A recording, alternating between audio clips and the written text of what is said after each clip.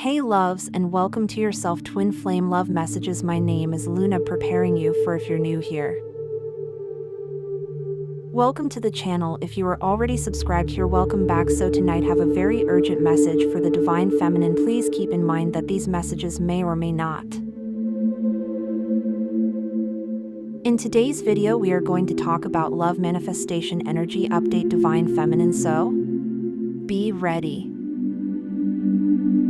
Divine Feminine, you may be moving more into your heart space than ever, allowing it to move your life currently. Stepping into the frequency of divine unconditional love may be more than words to you. You are starting to embody it. Feelings of love and acceptance of self now are at the forefront. Because of this, you can easily expand that energy outwardly to others. There is still a back and forth from your mind to heart. And because of this back and forth, you can see the duality of self and how the mind is playing out past memories, causing friction within your body. You are learning now that there is a distinct separation of both. And now you may be curious about how to live a more heartfelt life. Because of this new understanding, you notice how much you have shut your heart down. Because of its sensations being unknown to you, you may have feared your heart even. It's important now for you to tap into the area and lean to better understand it so you can regain a part of self that has been yearning for your attention. Divine Feminine, with all the influx of energy, you may be feeling exhausted, agitated, and anxious. It's important now to tune into yourself and your needs, as things can feel overwhelming and you may be feeling others more intensely. This can cause you to take things personal, moving back into people-pleasing and trying to fix things. This is happening because the energies you are feeling, you do not fully understand how to read them yet. Now is the time things are shifting and you may feel like you don't know what's going on in your world.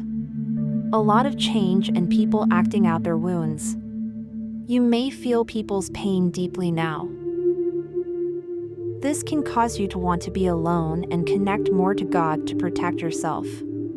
Divine Masculine, you may have a lot of family around currently and have a lot of extra pressure on your shoulders. This can cause you to be in your head and feel disconnected from your heart and your divine connection. It's important to remember yourself even in the mix of chaos. You are learning the importance of work-life balance. Too much doing and wanting to learn how to be. New moon in Pisces, an emotional reset. Triggers are here. This new moon came with heavy triggers for the collective. Emotions were all over the place along with physical symptoms. Fights, arguments, feeling of hatred, unnecessary overthinking, sleepless nights, past people and memories came up once again, muscle pain, heavy and blurry eyes, early or heavy periods, feeling lost, lack of interest in work. Feel like being in bed most of the time. Yes, Pisces is a water sign, and this new moon made sure to leave us all emotional so that we understand and know where exactly we are leaving our boundaries loose and where we need to loosen up. Divine Feminines, you were not expecting this, but all your old patterns came up. 2020 timelines repeated, and you thought you had already healed those patterns. Don't worry, you did, but whatever was left behind, this new moon came up to show you to never go back to those patterns again and release them. If any left, Tower and transformation has been very prominent in Divine Feminines and Divine Masculines. Reading Divine Feminines, you were highly triggered, especially from your Divine Masculine. For some, it was a process to clear the blockages coming between your union. For some, it was to make you understand what isn't working out between you both, and for the ones who were detached, felt the love for their masculines again. In fact, Divine Masculines went back to their toxic patterns as well: manipulation, isolation, overthinking, aggression, lust, addictions, fears. The ones who are awakening at God's speed will realize heavily and completely close are these cycles. The ones who are new on this journey or avoiding awakening, this was a tower and trigger from divine to shake them up once again. You can't ignore this.